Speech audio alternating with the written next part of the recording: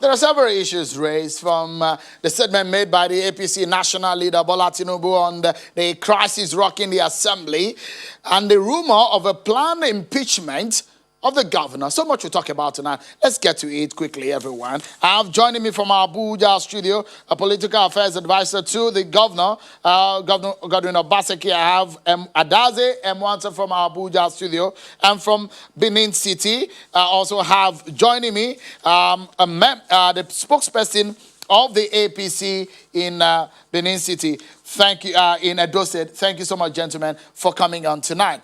Let's begin the conversation, and perhaps I should start with you, the APC Publicity Secretary.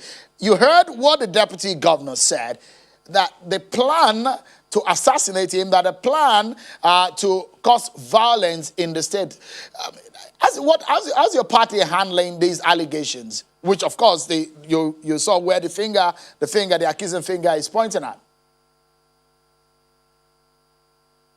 APC, we have decided that we will not join issues with either Godwin Obaseki or Felix Shaibu on a low pedestal.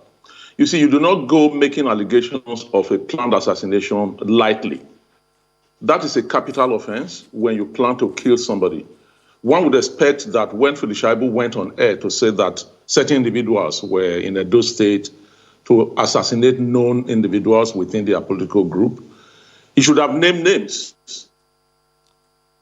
By the time you go on air to say somebody is planning to assassinate you and you know they are in town, then one would expect that you have evidence of their identity.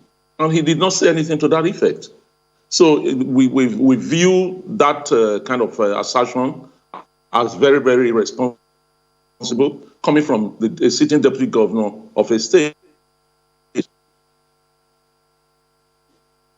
Mr. Adaze Emwanta, how do you react to that kind of statement? You heard what the INEC National Commissioner said about the issues of violence and how INEC is going to handle such. You know, it's quite unfortunate that we have what is close to a state of anarchy in Edo, and this is because of the desperation of Oshomole to continue as the godfather of Edo politics. Remember sometime last year when the Oba of Lagos visited during the convocation of Edo State University at Iyamo, see how the governor's convoy was attacked. It was on the same program. Unfortunately, when the PDP campaign council came to pay their customary visits to the Oba, you saw how they were attacked. Even a non-thug in Benin, Tony Kabaka, came all out in a viral video to admit that he was there and that he was the one that mobilized those thugs there. They were gunshots. So we cannot continue like this. It is for the Inspector General of Police to activate the constitutional powers conferred on him. Not like what the Attorney General told him to give support to 14 members whose seats were declared vacant. That is not how to run the democracy. The issue of violence in the democracy is totally unacceptable. And that's why I want to join my voice to that of the Deputy Governor. Those persons that Oshomole has imported from Kogi to foment trouble in Edo, to foment trouble as we move into this election, there's need for the security agencies to rein in the authority, to rein in, whatever they can do to put these people to check. The invasion of the Edo State House of Assembly is nothing short of treason. And I think all the culprits must be brought to justice. Mr. Azamoah, react to what Mr. Emwanta has just said. He's named names. He's made very strong allegations in the last few seconds about your party and some personalities in your party. You see, what has become very apparent? What has become very apparent is what Mr. Adaze Emwanta has just reiterated. The PDP has no substance to campaign with. So anytime they gather, either in a rally or they are making any pronouncements, they're either abusing Comrade Adams Oshomole or abusing Pastor Sage Izeyamu or preaching violence. Now, if you look at the trend, if you look at the history of what has happened in the political terrain in Edo State, taken from the inauguration, the proclamation of the House of Assembly, the members that were not sworn in were attacked in a hotel. Now, the convocation of Edo University that he referred to, the APC supporters did not carry out the attack. It was Felix Shaibu who was on a bike that mobilized motorcycle riders from Uzaire that actually caused mayhem at the convocation of Edo University on that occasion. So all they do from all Obaseki and Shaibu have been doing is to pass the buck. They instigate violence, they preach violence. There's nothing they have not done. On national television, on several cases, you have heard Mr. Governor Obaseki, saying that it's only him and Shaibu that have immunity. And because of that, that they can unleash mayhem on Edo citizens and the members of APC, and nothing will happen. So it is being economical with the truth when they try to pass the buck. It is actually a PDP that has been preaching violence. All they do is say... Is there any truth, Mr. Asamoah, on a possible plan for impeachment from your side? No. You see, all we are busy doing in APC is selling our simple agenda to Edo people, because we have concrete plans of what we want to do when we come into office, November 12th. And so while we are busy selling our manifesto, the simple agenda, because PDP does not have any agenda, they do not have a manifesto. And so they are dealing in personalities. All they do is focus on, the personalities in APC, because they do not have anything to offer Edo people. So we are not going to allow them to distract us. No, but Mr. Asamoah, I wanted you to... No, I'm saying, is there any plan from your party for any impeachment? Just a moment, if I may throw the question in just a moment, Mr. Chris. Is your party planning impeachment after the inauguration that we saw of those 17 people and what the alleged impeachment of the speaker? No, we are not planning to impeach Mr. Governor. How would it add value to the process? It will not add value to the process. We have nothing to gain by impeaching Mr. Governor.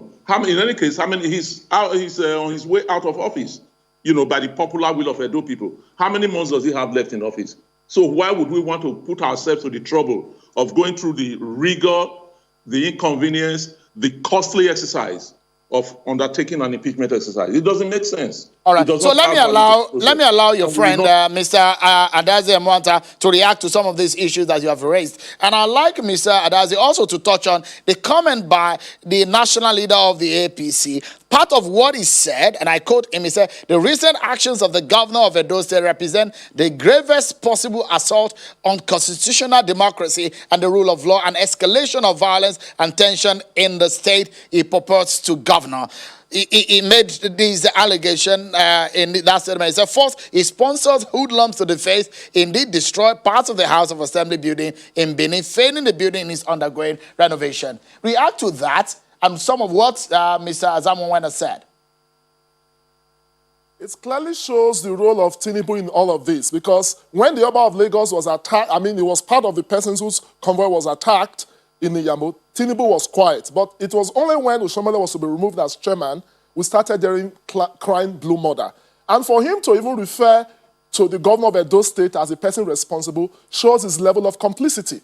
Just few hours after he made that statement, Obasa, who is the Speaker of the Lagos State House of Assembly, purporting to be the spokesperson of the Conference of Speakers, told the line of Tinubu. The truth is, Edo is not Lagos. Tinubu cannot excise Edo. We are not a vassal. Edo can never be a vassal of Tinubu. And the truth of the matter is this. You have 12 members who refuse to present themselves for inauguration. And of course, the constitution is clear. Section 109, sub 1F says when a member absents himself for 1/3 of the period he has to sit, such a seat without just cause, because the issue of just cause was resolved by the judgment of the Federal High Court that says that the proclamation issued by the governor was in order, and that was where the buck stopped for the governor. So if these members refuse to take up their seats, and their seats have been declared vacant, nobody can blame that on the governor. For over 1 year, they were in Abuja, Oshomole calmed them, and beyond that, the matter is in court. The failure of us to come to a point to ask, have they withdrawn this matter? The answer is no. The fact that these same persons who are in court decided to invade the house, though unsuccessfully, and now had to go to a private residence, the president of Ize-Iyamu. Unfortunately, they even met just last Friday in another residence. So they are moving like nomads from residence to residence, holding what I can best describe as a fellowship in a pastor's residence. I mean, this is what they have reduced democracy in Nigeria to be. It's very unfortunate because at a point where a lawyer can give directives to the Attorney General, and in turn the Attorney General gives directives to the police, it shows we don't have democratic institutions that are functional. Democracy is built on public trust. If we have a House of Assembly and his affairs is invaded, and the president is quiet as commander-in-chief, the Attorney General was complicit, it shows that we are descending into a banana republic, and we must condemn this in the strongest of terms. But what evidence do you have, Mr. Mwante? Mr. Mwanta, what evidence do you have as to the case of the involvement of the Attorney General, which you have mentioned? Do you have any evidence to that? No, it's very clear because the person who claims is Speaker Edoro said that it was on the strength of the letter written by the Attorney General, and we have seen the Attorney General's letter where he clearly stated that West Idahosa, a lawyer, requested that they needed some police to escort these members for the inauguration. But unfortunately, they abused the process in trying to invade the House. The reason for that was for them to go before the constitutionally elected Speaker, Frank Okiye, who remains the Speaker of the Edo State House of Assembly. The Constitution is very clear on the condition for you to take up your seat. Section 94 says, first and foremost, you must do your asset declaration. Secondly, you present your asset declaration form together with your certificate of return to the clerk, which you have not done. They even went as far as getting a retired deputy clerk from retirement. They assumed this man from retirement, went to a private residence, and acted what I can best describe as a Nollywood play. I mean, this is what they have made the democracy to be. The idea is to create a constitutional crisis in Edo so that there will be a state of emergency for us not to have elections. They know Edo people have rejected them because the governor has the overwhelming support of Edo people. And if Buhari wants democracy to work in Nigeria, he has to wade in his authority as commander-in-chief. He must restore law and order because we have always had peace, but Oshomole is bent on installing his own governor, and that if that person does not emerge, no other person can be governor of Edo State. And this is not acceptable in a democracy. This is not what Abiola died for. This is not what Kudirat Abiola died for. This is not a democracy Rewane died for, or even Ket Sarowiwa. This is not democracy. Even the military did not get to this level. This was what cost Nigeria the First Republic, the same parliamentary crisis in the Western region. And it was instigated by an opinion by the then Attorney General. So we have to be very careful because history is about repeating itself. And if we allow this to happen, it therefore means that when there's a takeover of the federal government, I wonder who will cry blue mother at that time. The international community is watching, Nigerians are watching. And this must not be allowed to happen, especially during the time of a pandemic. There are more pressing issues.